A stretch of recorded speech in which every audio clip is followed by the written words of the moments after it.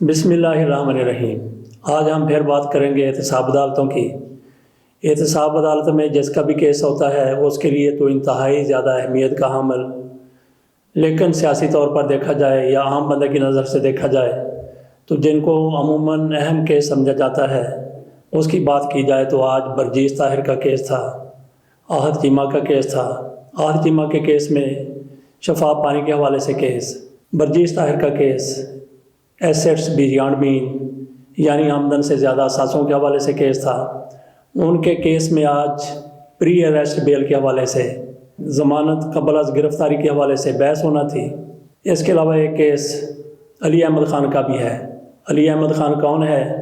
رمضان sugar mill میں ملازم ہے اور اس کے اکاؤنٹ میں 41 ملین روپے یعنی 4 کروڑ سے زیادہ روپے ٹرانسفر ہوئے۔ اس کیس کی بھی سماعت ہوئی، لیکن یہ ایک روز پہلے ہوئی تھی۔ برجیس طاہر کے کیس میں جو کچھ ہوا اس کی زیادہ تفصیل ان سے اور ان کے وکیل کی زبانی سنیں گے۔ کیس کے بعد باہر آ کر انہوں نے میڈیا سے گفتگو کی تھی، 1-2 سوال میں نے بھی وہاں پہ کیے تھے، تو اس کیس میں جو کچھ ہوا اس کی مزید تفصیل وہاں پہ آئے گی۔ لیکن یہ کیس کورٹ نمبر 3 میں علی ذوالقرنین عوان کی عدالت میں تھا۔ وہاں پہ وارث علی جنجوعہ وہ پراسیکیوٹر تھے۔ میاں اشفاق اس کیس میں برجیس طاہر کی نمائندگی کر رہے تھے۔ برجیس طاہر MN ہیں شیخ پورہ سے اور وہ گلگت بلتستان کے میاں نواز شریف کے دور میں گورنر بھی رہے۔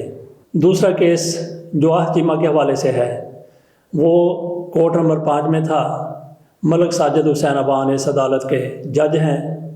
اس کیس میں کچھ گواہیاں ہوئیں، جج صاحب نے کچھ اکاؤنٹس کے بارے میں تفصیلات طلب کی، کسی بے نامی دار کے حوالے سے بھی وہاں پہ طلبی تھی، لیکن وہ نہیں آیا تو اس پر عدالت کی طرف سے کسی قدر برمی کا اظہار کیا گیا اور کہا گیا کہ ہم مزید ٹائم نہیں دیں گے، ان کو اگر اگلی پیشی پر آنا ہے تو وہ ضرور آ جائیں، نہیں تو پھر عدالت اپنا کام جاری رکھے گی۔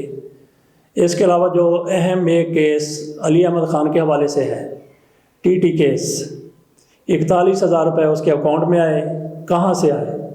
اس کیس کے پراسیکیوٹر آصف شہزاد گوندل ہیں اور ان کے جو وکیل تھے وہ ایک نہیں تھے، کئی وکیل تھے، لیکن جن کا وکالت نامہ وہاں پہ جمع کرایا گیا تھا ان کا نام علی رضا بتایا گیا۔ تو یہ آپ سمجھ لیجئے کہ اس کیس میں جو علی احمد خان کے ساتھ ٹیم تھی وہ مسلم لیگ نون کے وکلاء پر مشتمل ٹیم تھی۔ ان وکلاء کو لیڈ کر رہے تھے میاں شہباز شریف کے ترجمان احمد خان۔ وہ خود بھی وکیلوں کے سوٹ میں تھے، انہوں نے بھی 1-2 باتیں کی، لیکن زیادہ تر بات علی رضا صاحب نے کی۔ اس کورٹ کے جج ہیں نسیم احمد ورک صاحب۔ انویسٹیگیشن افسر اور پراسیکیوٹر کی طرف سے عدالت سے ریمانڈ میں توسیع کی درخواست کی گئی۔ ملزم کے وکلاء کی طرف سے کہا گیا کہ ریکارڈ میں ہزاروں صفحات پر مشتمل انکوائری ہے، اس میں سارا کچھ لکھا گیا ہے، مزید ریمانڈ کی ضرورت نہیں ہے۔ عدالت کے پوچھنے پر پراسیکیوٹر کی طرف سے یہ بھی بتایا گیا کہ ہم نے اس سے پوچھا کہ آپ کے سورس آف انکم کیا ہے، 41 ملین روپے اس کے اکاؤنٹ میں آئے ہیں، تو اس نے کہا کہ ہماری زمینیں ہیں۔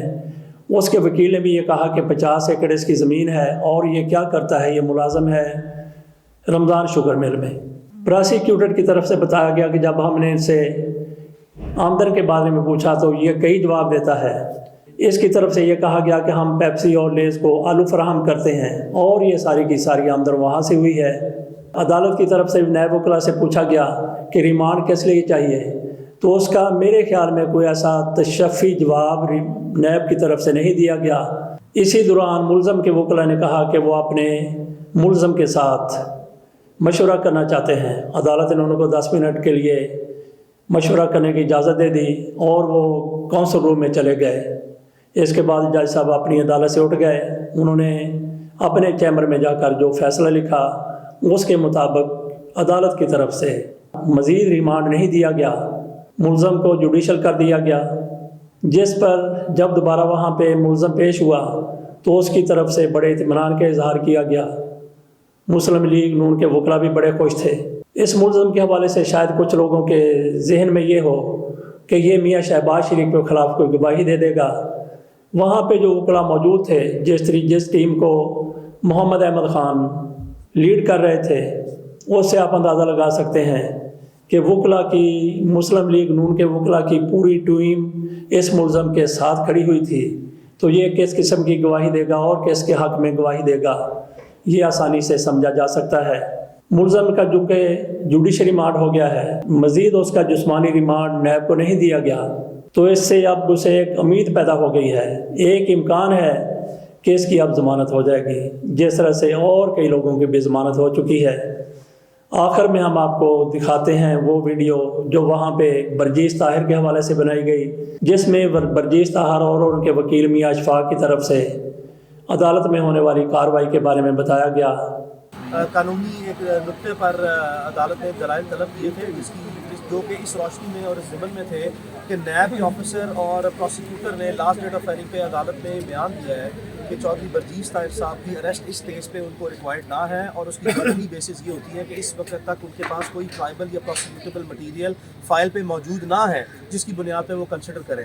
تو ہم نے عدالت میں آج اسی حالات میں مخصوص اسپیشل سملر سرکمسٹانسز میں ایک فیصلہ دیا عدالت کو، جو کہ معزز عدالت اکاؤنٹیبلٹی کورٹ نمبر 1 نے ریسنٹلی جاری کیا ہے، کہ اس طرح کے حالات میں جب نیب کے آئی او اور پروسیکیوٹر یہ اسٹیٹمنٹ دے دیں کہ کسی بھی ملزم کے خلاف کوئی وارنٹ آف اریسٹ جاری نہ ہوا ہے، تو اس کی پٹیشن ٹرائل کورٹ میں جب سے یہ نیچے نیب کی اکاؤنٹیبلٹی کورٹ میں جب سے بیلیں آئی ہیں تو وہ انفیکشیس ہو جاتی ہے، اور اس کے بعد اگر عدالت نے یہ کہا ہے کہ کبھی کسی کی سبسیکوینٹ اسٹیج پہ ان کو اریسٹ ریکوائرڈ ہوگی تو وہ چودھری برجیس صاحب کو ایک نوٹس ایشو کریں گے، جس پر عدالت نے فیصلہ محفوظ کیا اور اسی روشنی میں عدالت فیصلہ جاری کرے گی۔ سر کیس ہے کیا اصل میں؟ دیکھیں، جو اس وقت تک نیب کے کیس میں سبجیکٹ میٹر ہے وہ موجود ہے کہ یہ ایسٹ جان ڈیز کا کیس ہے، لیکن اس کی آج تک کی انویسٹیگیشن کی یا انکوائری کی تفصیلات عدالت میں ریکارڈ پر رکھی نہیں گئی ہیں کہ کون سے ایسے ایسٹس ہیں یا انکوائری میں جو سامنے آئے ہیں جو کہ ہمارے ڈسپروپورشنیٹ سورسز سے الیجڈلی ہم بتا سکتے ہیں۔ مالیت کیا بتائی گئی ہے اس کی؟ فی الحال ابھی کوئی جو ہے عدالت نے انکوائری کی تفصیلات نہیں رکھی۔ اچھا سر آپ بتائیے گا، تو اپنی کیس کے والے کو شہادت کے بعد الیکشن ہم نے مجھے تو پہلے یہ بتائیں کہ میں عدالت کے سامنے کھڑا ہوں۔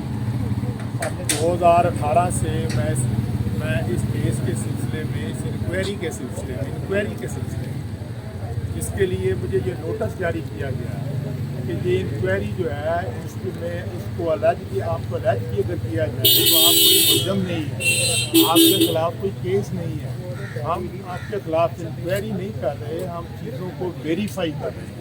یہ اس میں برڈن کا لکھی ہوئی، لیکن 3 سالوں سے نیب کی دفاتر میں اور کورٹ کے پریمزز میں میں باقاعدگی سے حاضری دے رہا ہوں، اور جس کا نتیجہ یہ ہے کہ آج فاضل عدالت نے جو آبزرویشن دی ہے میرے وکیل صاحب نے آپ کو بتایا۔ بہت شکریہ۔ جہاں تک اس بات کا تعلق ہے کہ نیب نے میرے خلاف کیا انکوائری کی ہے، میں سمجھتا ہوں کہ آج پوری قوم جو ہے مہنگائی کی چکی میں پس رہی ہے۔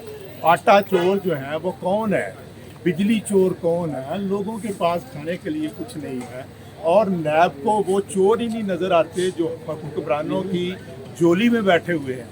تو ضرورت اس بات کی ہے، نیب کے پاس بھی اگر کوئی اختیار ہے تو وہ ان آٹا چوروں کو، بجلی چوروں کو، گیس چوروں کو، اور جنہوں نے اس ملک کو لوٹ لیا ہے، اور ابھی آپ دیکھ نہیں رہے کہ جس طریقے سے تیل کی قیمتوں میں اضافہ ہو رہا ہے، پٹرول کی قیمتوں میں اضافہ ہو رہا ہے، تو یہ نیب جو ہے کیوں نہیں ان کے خلاف ایکشن کار؟ نیب کو کوئی بات نہیں نظر آتی، نیب کو میٹرو پشاور نظر نہیں آ رہی، نیب کو مالم جبا کا کیس نظر نہیں آ رہا، نیب کو PNA کا طریق انصاف کا کوئی بندہ نظر نہیں آ رہا، اس کو صرف مسلم لیگ نون کے لوگ نظر آتے ہیں۔ یہ انتہائی افسوسناک ہے۔ میں نیب کے ایسے رویے پہ سٹرانگلی میں اس پہ اپنی ریزرویشن رکھتا ہوں، لیکن میں نیب کو یہ کہتا ہوں کہ اگر تم نے یہ احساس نہ کیا کہ اس ملک کے اداروں کو ہم نے مضبوط کرنا ہے تو دیکھ لیں پھر کس طرح کے خط آنے شروع ہو گئے ہیں، کس طرح کے خط چیف جسٹس کے حوالے سے آنے شروع ہو گئے ہیں، اور اگر ان تمام چیزوں کو چیف جسٹس کے لیٹروں کو، چاہے وہ GB کا ہے چاہے وہ پاکستان کا ہے، ان کے خلاف اگر کارروائی جو ہے وہ سامنے نہ لائی گئی، اداروں کو مضبوط نہ کیا گیا تو یہ ملک کو شدید خطرہ ہو۔ ناظرین، تو یہ تھی احتساب عدالتوں کے حوالے سے آج کی رپورٹ۔ اس کے ساتھ اجازت دیجیے، کل پھر انشاءاللہ کوشش کریں گے کہ آپ کے سامنے مزید ایسی رپورٹ پیش کی جائے۔ اللہ نگہبان۔